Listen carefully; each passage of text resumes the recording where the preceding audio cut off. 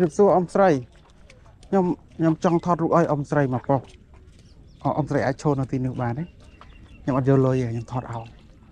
បាទខ្ញុំថតឲ្យខ្ញុំថតអ៊ំស្រីឈរទីនោះទេបាទថតទៅក្រៅទីបាទអូនឯងមកយកកបោពីម៉ាតិច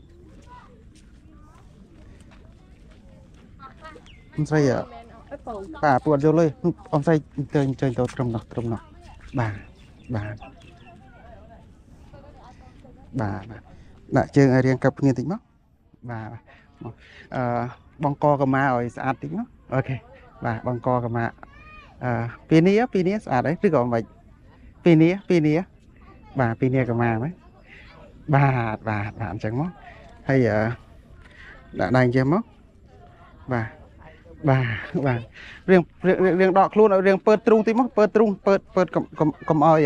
យមើលទៅឃើញកោងណាបាទក៏បរិនតិចបាទប៉ុណ្ណឹងអូខេត1 2 3អ៊ំស្រីសុំញឹមវិញខ្ញុំ1 2 3សុំញឹមតិចសុំមួយទៀត1 2សុំមួយទៀត1 2អូខេបាទតោះដើរចេញទៅទាំងអស់គ្នាដើរបណ្ដាខ្ញុំកូពីរូបឲ្យបណ្ដាជួយមកពីខាងខេតណាអ៊ំក្រចេះអូក្រចេះ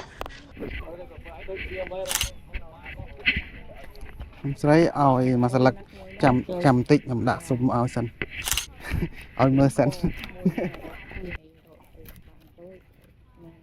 បាទអត់បានស្អាតទេបានតែប៉ុណ្្នឹងឯងអត់ដែលបានថតស្អាតចឹងទេអត់បានថតស្អាតចឹងឯងចេះរៀបចំស្អាតតែឃើញច្បាស់លោចាំមើលរូបក្នុងเพจស្អាតចឹងហ្នឹងណាខ្ញុំនឹងកែឲ្យស្អាតចឹងហ្នឹងផុសនៅក្នុងเพจបងចាំបង5ជួយកាន់អានេះបងតិចបងបេះ5មិនខ្ញុំមកនេះជួយកាច់អានេះតិចផ្ទះនៅចិត្តបាទនៅក្នុងក្រុងបេះចេញឃើញហ្នឹងទៅចឹង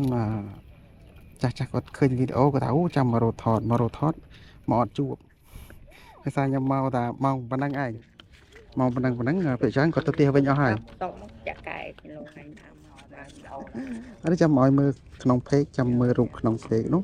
ខ្ញុំកែស្អាតនេះប៉ុណ្ណឹងបានអនុស្សាវរីយ៍សាធុមានបានមួយណាសាធុ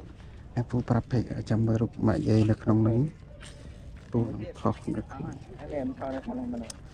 ថតកាមេរ៉ាកាហ្វេមកលោកបានចាស់មកជម្រាបលាអ៊ំស្រីបាទដល់លេងសប្បាយបាទ